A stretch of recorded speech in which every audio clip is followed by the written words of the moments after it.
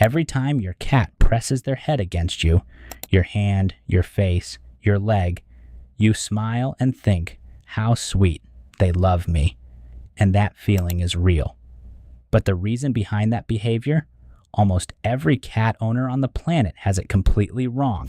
What your cat is actually doing when they headbutt you is something far older, far more deliberate, and far more profound than a simple expression of love. And once you understand the real reason, you will never see your cat the same way again. The headbutt is one of the most recognized cat behaviors in the world. Videos of cats pressing their foreheads against their owners rack up millions of views. It has become the universal symbol of cat affection, the feline equivalent of a hug, a kiss, a declaration of warmth. Cat owners receive it as love. They return it as love.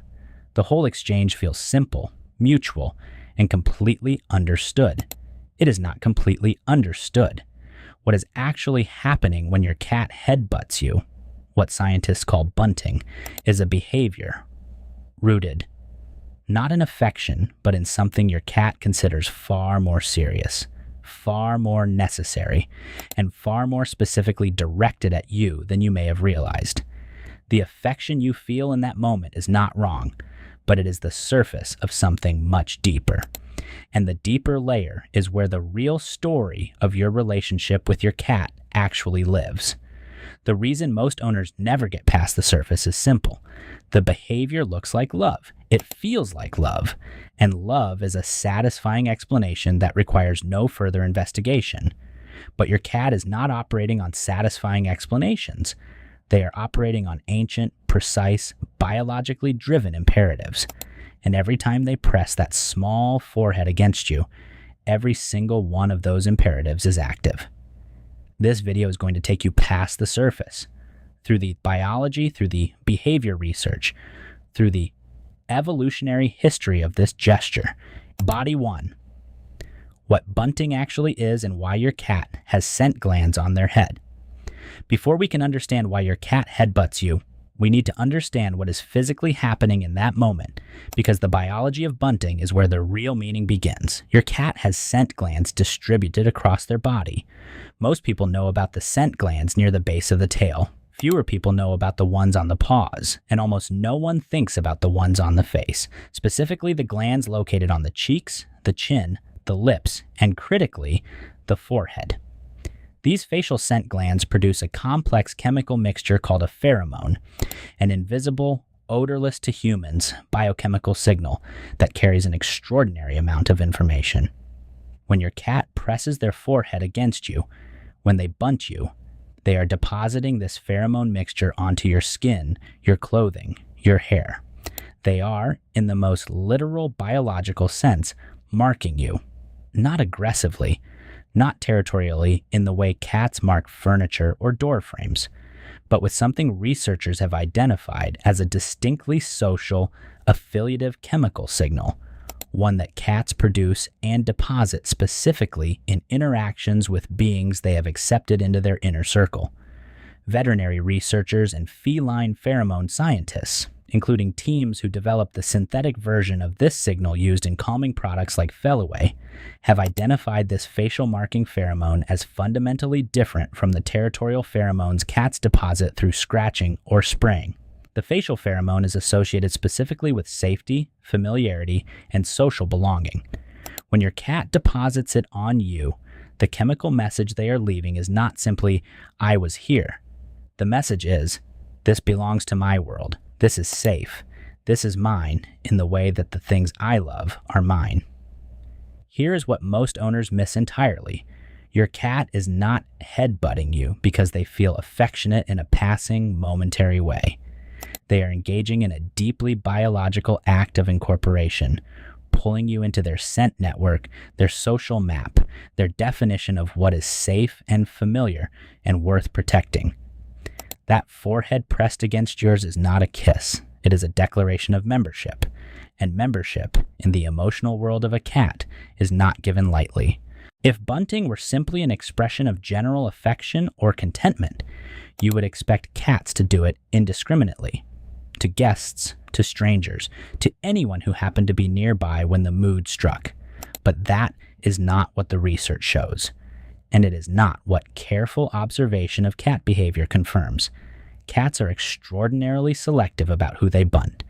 Studies examining social bunting behavior in both domestic cats and wild felid species, including lions, who are among the few wild cat species that live in social groups, have found that bunting is almost exclusively directed toward individuals the cat has identified as part of its core social unit. In lion prides, bunting occurs between members who have established long-term affiliative bonds. In domestic cat colonies, bunting is exchanged between cats who share sleeping spaces, groom each other, and demonstrate consistent social preference for one another.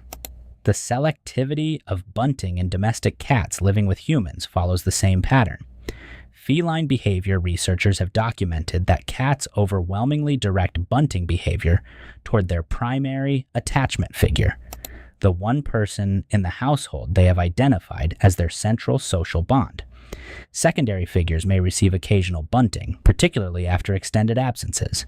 Strangers and unfamiliar people almost never receive it at all. And when a cat does bunt a stranger, it is typically interpreted by researchers as an unusually high degree of social confidence, rather than indiscriminate friendliness. What this means for you is significant.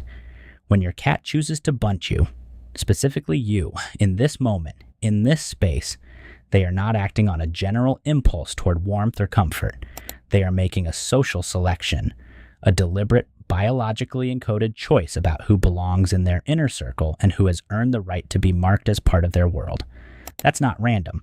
That is one of the most specific and considered social gestures your cat is capable of making.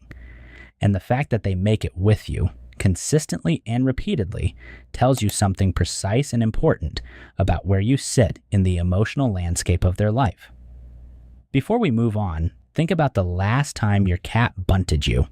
Think about where you were, what you were doing, what the moment felt like. Now think about it again, knowing that your cat made a deliberate biochemical decision to incorporate you into the definition of what is safe and familiar in their world.